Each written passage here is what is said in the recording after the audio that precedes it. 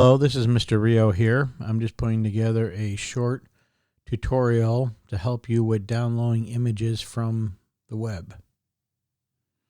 Okay, I'm going to use Google Chrome, which at school I recommend you use Google Chrome, especially with all our Google apps for education. And my Google Chrome's already logged into my school login. But what we're going to do here, we're going to pretend we have a project to do. And for example, in my computer literacy class, we're making a Google site, and the students need to download pictures of Harper Creek High School. Or you may have another project that you need to get pictures from the web. And now I'm first going to go to Google in the case of finding Harper Creek High School.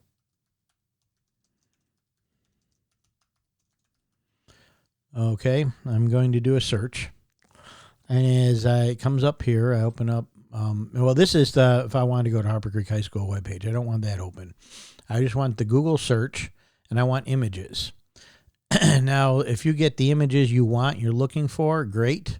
If you don't, then you might need to do some different types of searches. So a lot of times your search criteria can make a big difference of what images come up and if the ones you want are coming up. Now, when you find a bunch of images, and I see a bunch here that could be really useful, I already made a folder on my desktop to save my images. Actually, I'll make a new one. I'm on a Mac, but it works similar on a Windows. I'm going to do a right click on the desktop, make a new folder. And it's called HC Downloads. Whoops. Somehow my thing lost there. Okay, so it's good to have a folder there somewhere easy where you can find your images, because later when you use them, you might insert them to a project like a Google Slides or a Google Sites or a PowerPoint or whatever it may be, an iMovie, or you may just want to drag and drop them in, depending on the software you're using. So what I'm going to do here is first look here and see what I got. I got a nice picture here on a nice day of the high school.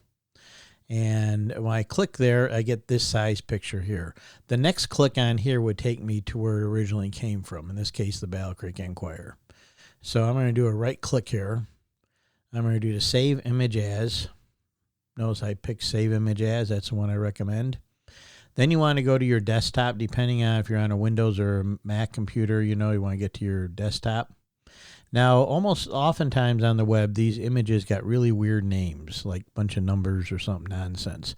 If you're saving images, it's good to give it a meaningful name. So I'm going to put front of school. Now I already know what the school is.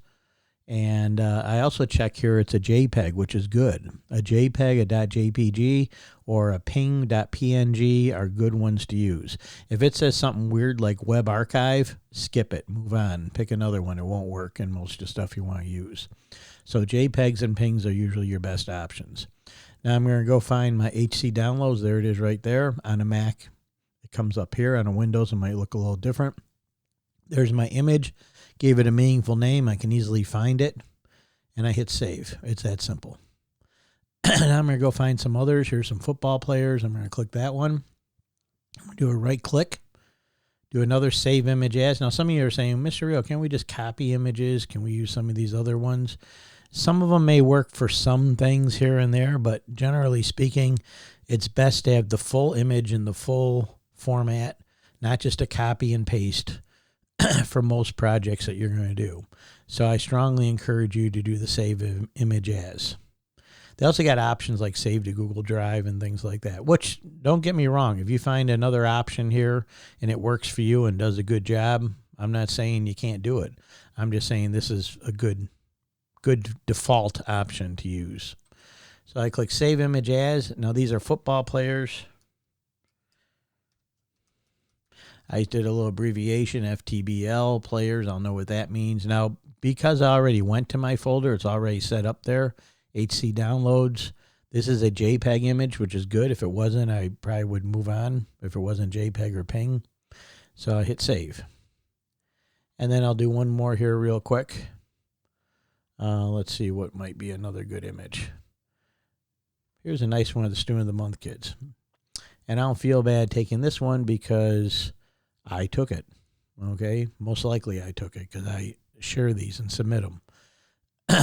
Do a right click there, do a save image as.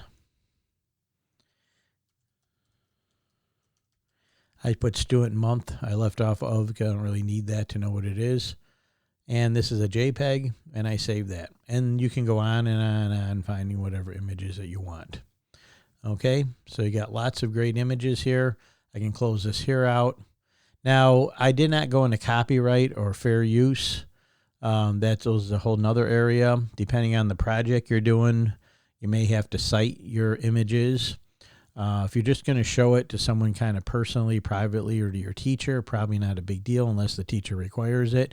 But if you're going to share it publicly or put it out in, say, a slideshow on YouTube or something like that, then that's another story. You have to get permission. So either way, good luck with downloading your pictures and getting them from the web. And that's just a very simple lesson on how to do that. So good luck with this.